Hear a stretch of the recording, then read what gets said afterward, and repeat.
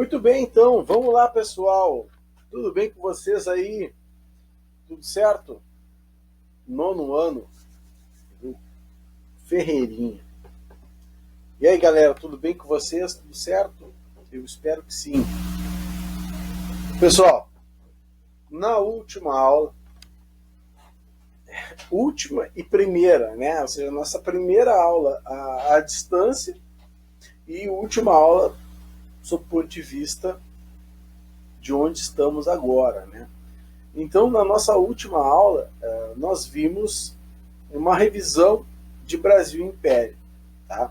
Que foi o que a gente tinha conseguido ver em sala de aula naquelas semanas, aquelas 2 semanas que a gente teve de aula, né? Foi o que a gente conseguiu ver. Bom, então como a gente está parado desde o dia 19 de março, né, então eu resolvi praticamente iniciar do zero aqui com vocês. Né? Vamos começar, vamos ver tudo de novo e a gente vai caminhando no nosso ritmo, tá? Bom, então a gente viu o quê? Nós vimos como terminou o Império, ou seja, né, como é que o Segundo Império, em termos de administração, né, como é que foi o governo do Dom Pedro II, e como é que ele termina. Então, o fim do Império, ele não é uma coisa só que acaba com o Império. Como vocês puderam ver, né, a gente tem a questão religiosa, a questão militar, tá? E também tem a questão da escravidão, né, que são os 3 fatores, os 3 pilares que se rompem e acabam com o Império. E nós vimos também na última aula que o surgimento, né, o fim do Império, o surgimento de uma nova ordem política, ela vai estar relacionada com 2 setores da sociedade, que são, né, os cafeicultores, ou seja, a elite agrária do Brasil, e com os militares, né, a elite militar, que detém este poder, este status dentro do Brasil. Então, ou seja, o Brasil, essa república brasileira, porque república no termo, na origem do termo, né, significa coisa pública. Tá? Então significa que nós estamos falando de 2 modelos de governo completamente diferentes. Enquanto no Império eu tenho um imperador, que é uma pessoa que não é escolhida pelo povo para governar, na República eu tenho alguém que é escolhido pelo povo. Mas é necessário a gente pensar como se dá na prática essa república. Porque, por exemplo, né, a república vem de res pública, de coisa pública, mas o que era coisa pública no Brasil nessa época? Quem era, né, o brasileiro que podia escolher e votar neste período? Porque a gente, bom, então agora nós temos um presidente que teoricamente representa os interesses da maioria da sociedade que votou nele. Mas como é que o cara participa do jogo político? Será que todo mundo tem a chance de votar? Será? Eu vou mais além. Será que todo mundo, né, tem a chance, qualquer um tem a chance de concorrer a cargos públicos?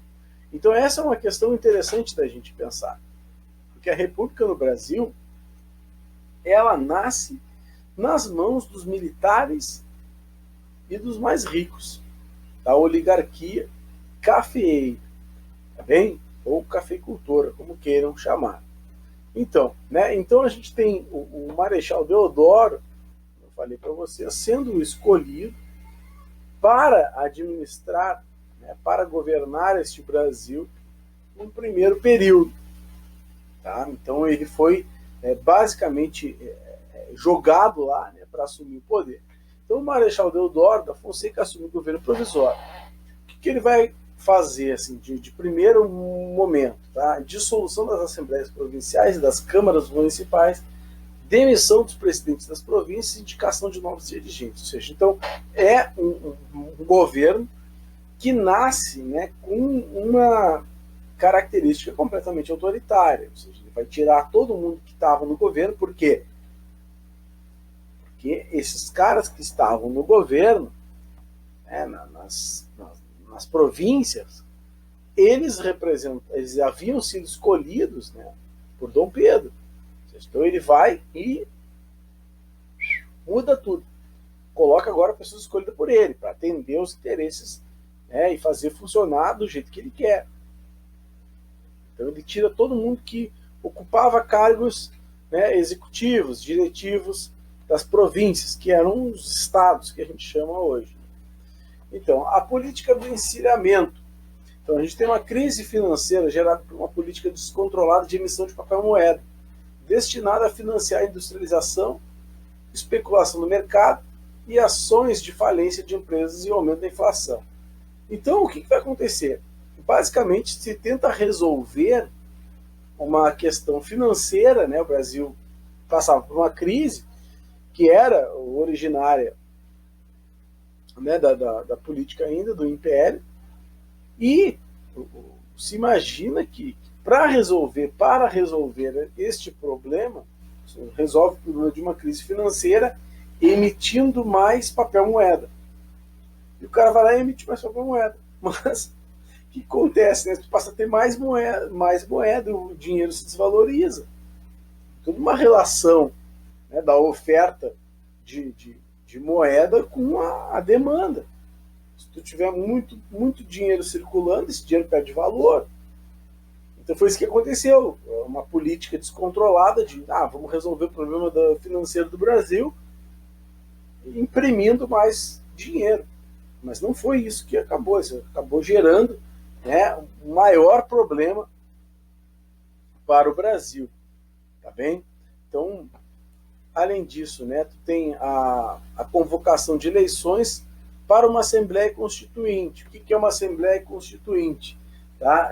A Assembleia Constituinte é basicamente um lugar onde se faz uma Constituição. Tu monta, né, um corpo, ou seja, tu escolhe pessoas que são importantes, que têm um conhecimento jurídico, que têm opiniões importantes e tal, e tu chama essas pessoas para elas elaborarem uma Constituição, uma nova Constituição para o Brasil. Então, né, a partir disso, neste governo provisório que vai de 89, né, a 91, tu tens então a política do encilhamento, que é essa crise financeira provocada pela emissão de papel moeda, e também tem a convocação para uma Assembleia Constituinte. Então, né, a charge de Pereira Neto, publicada na Revista Ilustrada, de 1890, satiriza a especulação financeira causada, né, pela política do encilhamento. Ou seja, se acreditava, né, que o Brasil poderia melhorar a partir da política do encilhamento. Então, os governos, né, constitucionais.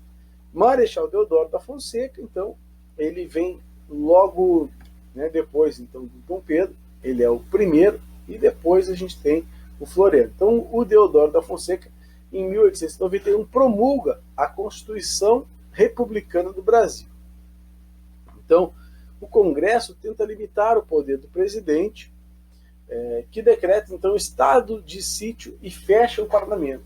A crise se acentua, Deodoro renuncia ao governo e o vice, Floriano Peixoto, assume seu governo. Bom, então o que vai acontecer? O Deodoro, como eu disse para vocês, ele foi meio que colocado, né, para ser o presidente do Brasil, este primeiro presidente do Brasil. O Deodoro, que está na moeda de 25 centavos, né, aquela moeda grandona, tal, é bonita, é o Deodoro da Fonseca. Então, o Deodoro, ele dizem, né, as fofocas históricas que ele não queria porque ele era amigo do Dom Pedro, mas ele não tinha muita condição de escolher, porque havia uma pressão externa muito forte por ele. Dom Pedro, ele era muito querido pela população do Brasil. As pessoas, de um modo geral, a população, os mais pobres, adoravam o Dom Pedro. Então, mas o governo dele estava ruim no final, né? Tava uma várzea. Então os caras imaginavam que uma única forma de tu manter, né, o governo centralizado, forte, seria entregar para os militares. Porque os militares sempre tiveram, né, sempre usufruíram de um certo prestígio dentro da sociedade. E o Marechal Deodoro da Fonseca era o militar mais graduado na época, que se poderia, né, entregar o governo para ele. Então o governo é entregue para ele. Tá? Mas ele, uma coisa é tu ser militar, entendeu? Uma coisa é tu ser marechal e comandar o exército. Outra coisa é tu ser presidente de um país, que exige outro tipo de habilidade. Uma coisa que até hoje as pessoas confundem muito, gostam de botar militar para governar país. Né? Isso é um problema que precisa ser um pouco resolvido. Uma coisa não quer dizer outra coisa. Tem uma diferença bem grande aí. Né? Mas as pessoas adoram um cara de fato. Bom, a questão é que, né, o Deodoro, então, ele promulga a Constituição Republicana de 1891. Então o Congresso então, tenta limitar o poder. E ele, o que é decretar estado de sítio? Decretar estado de sítio significa, basicamente, né, tu dizer assim, ó, acabou o parlamento, estamos sob uma condição de perigo, e agora somente eu é que vou poder dar as ordens. Tipo situação do coronavírus, aí, quando o cara decreta estado de calamidade pública, entendeu?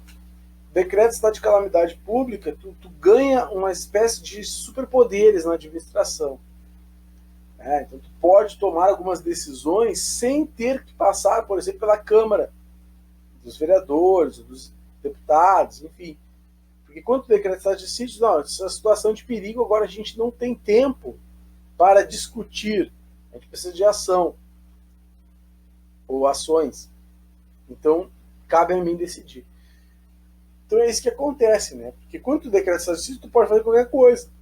Então ele decreta, né, o estado de sítio e fecha o parlamento. Se as decisões só vão partir dele agora, então não precisa ter parlamento. Então a crise se acentua, e aí o Deodoro, como não era um político hábil, esse militar, né, que agia como os militares agem, na questão de cima para baixo, mantendo a hierarquia, ele renuncia ao governo, porque começam as tensões sociais dos políticos que tiveram, né, o parlamento fechado, e aí assume o Floriano, Marechal Floriano Peixoto, um cara que é conhecido como Marechal de Ferro. Pô, não é ferro, né? O cara é de muita força, né, nas ideias e nas opiniões. Então o Marechal Floriano reestabelece o Congresso, não convoca novas eleições e, por característica, baixa os aluguéis dos preços. Tá? Uma coisa que também era bastante difícil na época, né? Pagar pela moradia, como até hoje é. Então, Floriano Peixoto enfrenta a Revolução Federalista no Sul e a revolta da Armada no Rio de Janeiro. Então, é uma característica deste período ter várias revoluções no Brasil. Muitas revoluções no Brasil, né, basicamente, essas revoluções se deram, por exemplo, por não aceitar as mudanças propostas pelo novo governo, e também por reivindicarem, de certa maneira, a forma como terminou o Império. Queriam a volta, né, do imperador. Então, mas basicamente era pelas alterações, porque essa nova república ela vai criar, né, ela vai mudar o panorama das províncias, ou seja, né, vai mudar os governantes e aí passa a impor uma coisa muito mais de cima para baixo.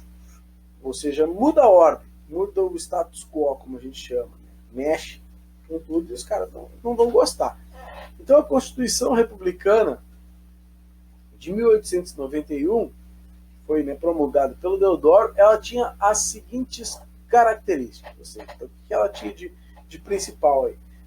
O país, né, o Brasil, se tornou uma república federativa. Os Estados Unidos do Brasil, ou seja, o modelo, o nome Estados Unidos é inspiração, né, dos Estados Unidos da América, ou seja, o Brasil agora, nas antigas províncias, se tornam repúblicas, como a gente conhece hoje. Então, né, surgem os estados brasileiros. As antigas províncias passaram à condição de estados com autonomia, ou seja, então as províncias agora poderiam eleger os seus representantes, tá bem? E de forma independente, porque com Dom Pedro ele nomeava, né, os governadores de província.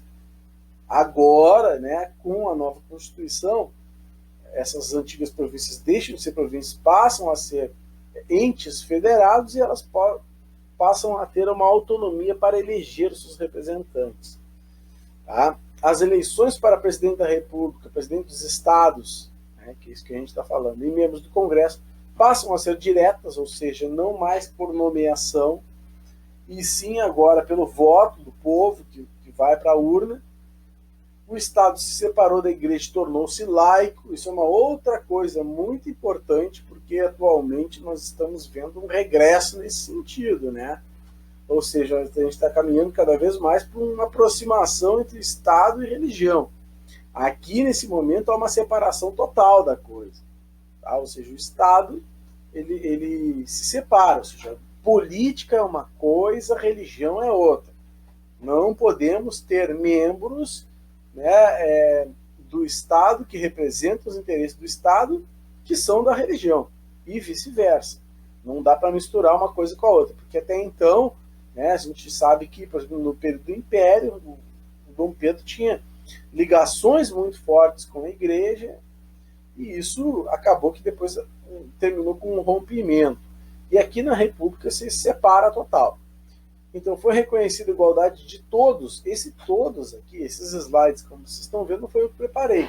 Isso já vem pronto do livro didático, que é este aqui. Tá? Mas o que acontece é que esse todos, eu colocaria entre aspas, assim, né? Porque a gente sabe que não é todo mundo que vai poder participar da vida política.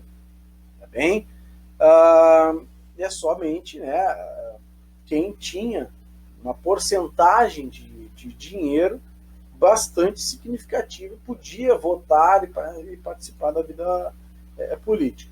Foram criados os registros civis de nascimento, casamento e óbito. Então, aqui nesse período também a gente tem uma grande mudança, porque basicamente passam a existir, né, essas coisas que hoje em dia são básicas, né? A gente pensa assim, bom, como é que não tinha? Não tinha.